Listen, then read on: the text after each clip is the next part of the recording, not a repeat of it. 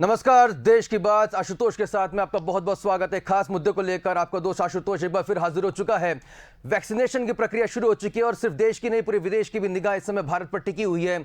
एक ऐसा मकाम, एक ऐसा लम्हा जिसे कहीं ना कहीं पूरे देशवासी लंबे समय से इंतजार कर रहे थे। आप सभी ने उन पलों को जिया है जब कोरोना काल के दौरान हम सभी अपने घरों में बंद रहने पर मजबूर थे। उसमें पूरी की पूरी जो कहा जा सकता है कि विश्व एक जगह रुक गया था, एक कमरे में हमने खुद को बंद कर लिया था और उस समय हम सिर्फ इंतजार कर रहे थे कि आखिर इस कोरोना जैसी महामारी से बचाने के लिए कोई वैक्सीन आ जाए। आखिरकार वो वैक्सीन आ गई, लेकिन साथ में आई वो सियासत भी, एक राजनीति भी जो लगातार हमारे देश की जड़ों में समा चुकी है। और अब जब देश को गर्व करने का लम्हा आ चुका है, उस वक्त भी सियासतदान अपनी राजनीतिक रोटियां सेकने पर यहां पर जारी हैं। हम चर्चा करेंगे आखिर ये सियासत क्यों हो रही है और ऐसे मुद्दे पर जो कि कहीं ना कहीं देश को गौरव देता है, देश को गर्व देता है। हम चर्चा करेंगे और आगे बढ़ाएंगे। हमारे साथ बहुत ही खास मेहमान इस समय स्टूडियो में मौजूद हैं। मैं उनका तारुफ सबसे पहले आपको करा दूं। हमारे साथ वरिष्ठ डॉक्टर विश्वास गुप्ता जी मौजूद हैं। सबसे पहले विश्वास जी, आपका बहुत बहुत स्वागत है। हमारे साथ भारतीय जनता पार्टी का प्रतिनिधित्व कर रहे हैं प्रवीण नापित जी। प्रवीण जी, आपका बहुत बहुत स्वागत है। और कांग्रेस पार्टी के यहाँ पर प्रतिनिधित्व कर रहे हैं फिरोज सिद्दीकी जी, आपका भी बहुत बहुत स्वागत है। पहला सवाल मैं फिरोज जी आपसे लेना चाहूंगा। मनीष तिवारी जी से लेकर दिग्विजय सिंह जी से लेकर और अब जीतू पटवारी जी से लेकर कांग्रेस के तमाम हलकों से कहीं ना कहीं वैक्सीनेशन को लेकर सवाल उठ रहे हैं। क्या आपको लगता है कि भारतीय जनता पार्टी, चूंकि यहाँ पर मोदी जी की सरकार है, वो सियासी फायदा ले जाएगी और इस वजह से कहीं ना कहीं इस तरह का बयान दिए जा रहे हैं जो कहीं ना कहीं देश के जो गर्व है, जो देश का गौरव करने का पल है, जहां पर विदेशों की निगाहें भी यहाँ पर टिकी हुई है, और ऐसे समय में इस तरह की बयानबाजी? देखिए, कोई बयानबाजी नहीं कर रहा है।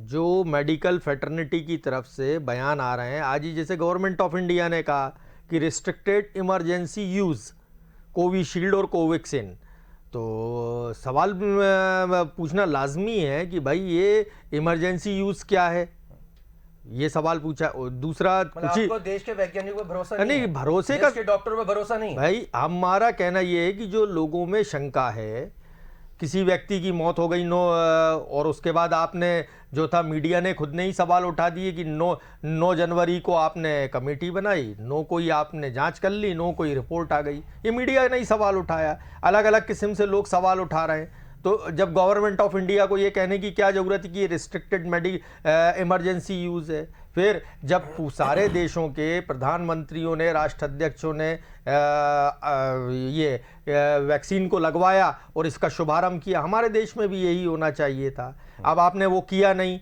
ऊपर से हेल्थ मिनिस्टर का और बयान आ गया कि जब सब लगवा लेंगे तो आखिरी में मैं लगवाऊंगा। आप लोग भी वॉलंटियर बन जाते हैं ना? नहीं, दिग्विजय सिंह जी ने तो कहा ही है कि मैं तैयार हूँ वॉलंटियर। वो तो बयान भी दे चुके थे, फॉर्म भर दीजिए। मुझे किसी ने संपर्क ही नहीं किया, वरना मैं ट्रायल के लिए आता। थर्ड ट्रायल नहीं हुआ, कभी कोई थर्ड ट्रायल की बात करता। इस देश ने एक नहीं कई वैक्सीन बना। आप क्या कहना चाह रहे हैं, जो वैक्सीन बनी है वो सही नहीं बनी? हमने तो ऐसा बिल्कुल नहीं कहा। किस चीज पे प्रश्न चिन्ह है? प्रश्न चिन्ह इस बात का है कि लोगों में एक शंका है, लोगों में भ्रम का लोगों में है कि कांग्रेस पार्टी में शंका है? कांग्रेस पार्टी में का सवाल ही नहीं है। लोगों आपके अलग अलग बयान, समाजवादी पार्टी के अखिलेश यादव भी शंका उठा रहे हैं। वो उनका, प्रवीण जी, वो उनका मसला। प्रवीण जी कुछ कहना चाह रहे हैं?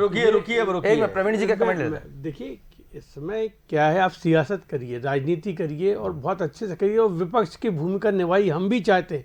जो विपक्ष देश से और प्रदेश से गायब है, अब ये जो वैज्ञानिकों ने, डॉक्टरों ने वर्षों मेहनत करके, तपस्या करके ये जो वैक्सीन बनाई है, उस पर आप राशिद अल्वी के बयान क्या है कि इसमें मर्दानगी चली जाएगी, अखिलेश यादव का बयान और उसके अन्य, अरे आपको टीवी पे है। अरे मैं राजनीति छोड़ दूंगा अगर मैं कह रहा हूँ, अगर नहीं होगा तो मैं राजनीति छोड़ दूंगा। इतनी बड़ी बात थोड़ी कर रहा हूँ मैं। आप इस स्तर पे जा रहे हो। आप किसी और का नाम ले रहे हैं। राशिद अल्वी जो है सुप्रीम कोर्ट के, अरे भारतीय जनता पार्टी क्या की तरफ से मैं बोल रहा हूँ ना, आप, उनका बयान था जिस दिन अखिलेश यादव ने कहा था उसी दिन उनका बयान था, और वो कांग्रेस के प्रवक्ता रहे। राशिद अल्वी जी को मैं जानता हूं मैं, और वो कभी ऐसी बातें नहीं करते। पर आप ये कोवैक्सीन और कोविशील्ड के लिए सुन तो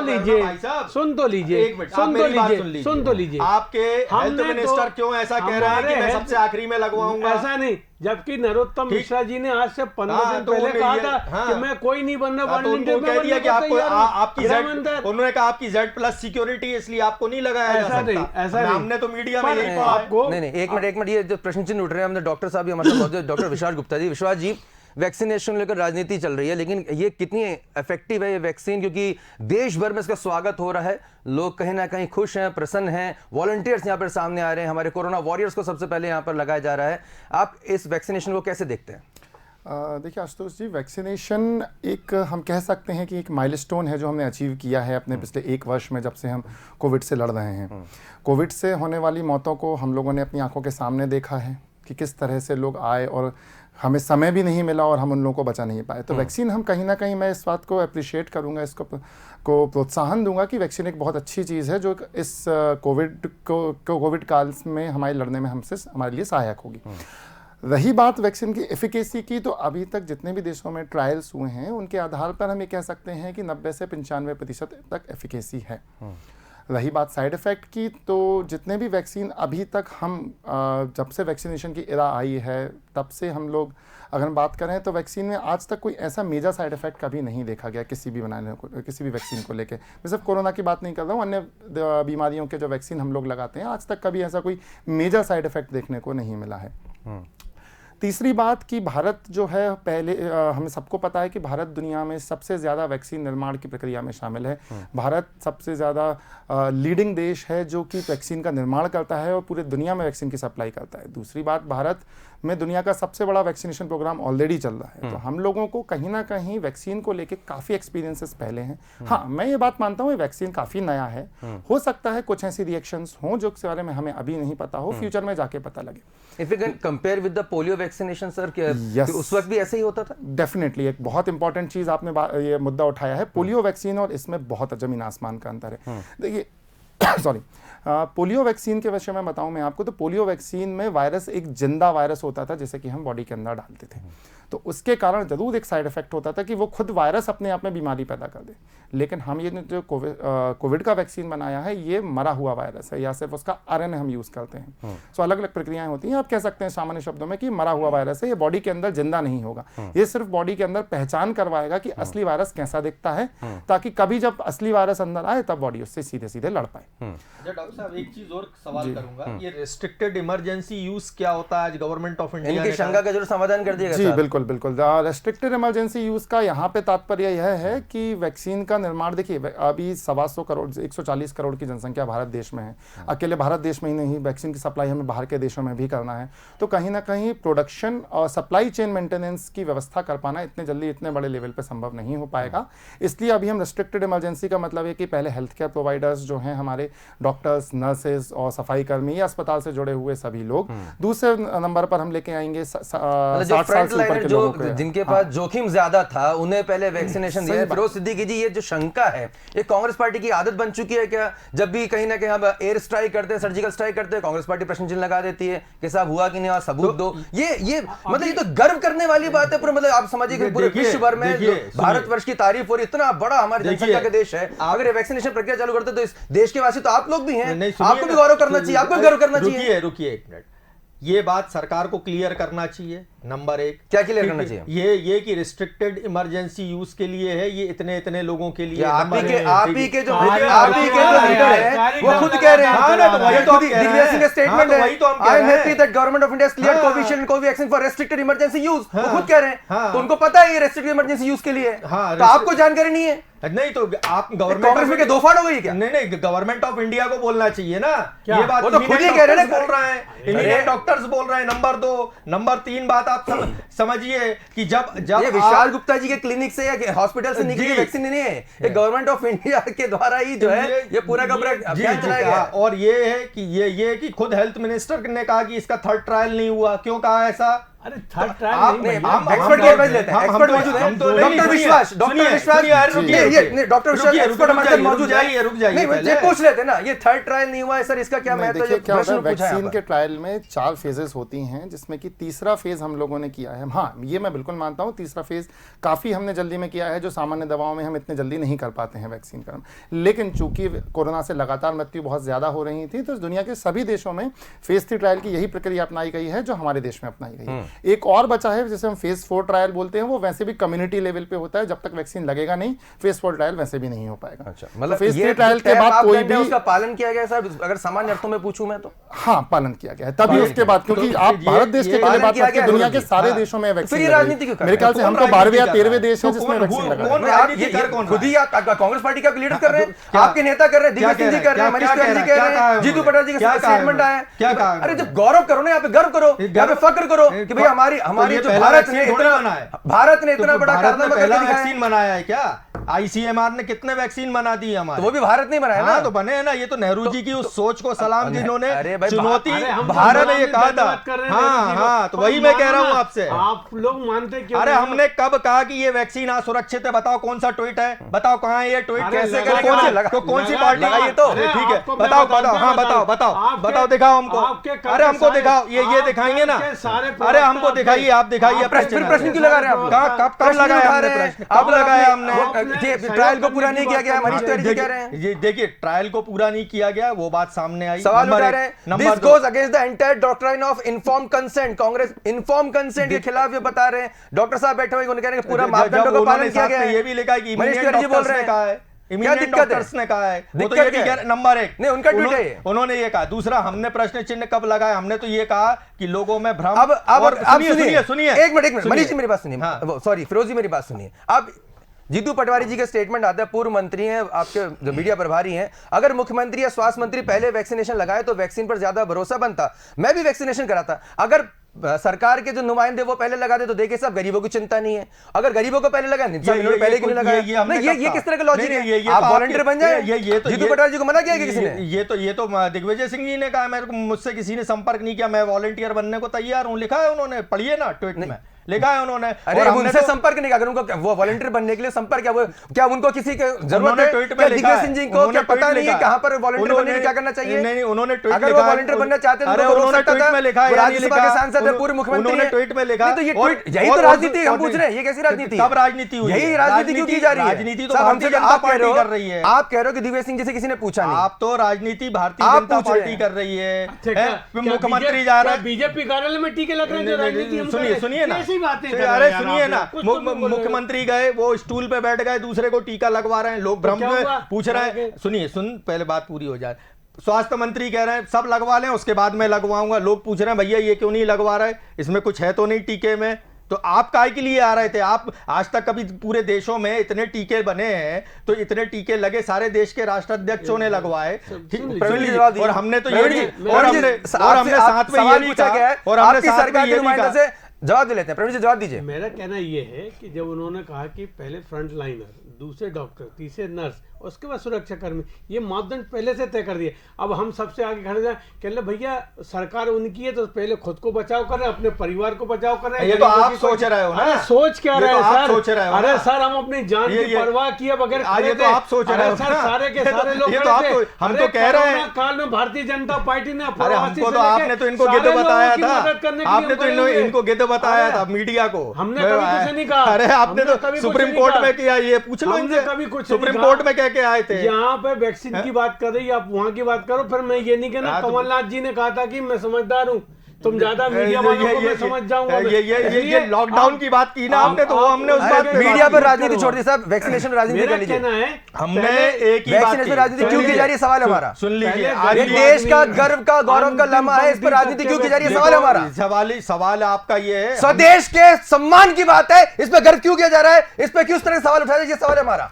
सवाल कब उठाया? क्यों नहीं किया जा रहा? आपने ऊंचा सुना, ये आपकी गलती है। हमने एक ही बात की कि अगर मुख्यमंत्री भी टीका लगवाते, हम सब भी चल के टीका लगवाते, तो जनता में अगर एक गरीब नागरिक मध्य प्रदेश में जेपी अस्पताल के जो एक सिक्योरिटी गार्ड है, उनको सबसे पहले टीका लगता है, तो आपको उस पर भरोसा नहीं है? भ्रम और आशंका, क्या कहना चाहते हैं कि आप क्या? अच्छा ठीक है, अगर वो गरीब को पहले टीका लगा, आपको भरोसा नहीं हो रहा, कारण बताइए। नहीं, फिरोज सिद्दीकी जी कारण बताइए। अगर एक गरीब व्यक्ति को पहले वैक्सीनेशन लगता है, आपको उस पर भरोसा नहीं होता है, कारण क्या है? हमने हमारी बात की कि हमने हमारी बात की क्या? अरे आप ऊंचा सुनते हो तो मेरी गलती थोड़ी है, आप ऊंचा सुन रहे हो तो मेरी गलती थोड़ी है।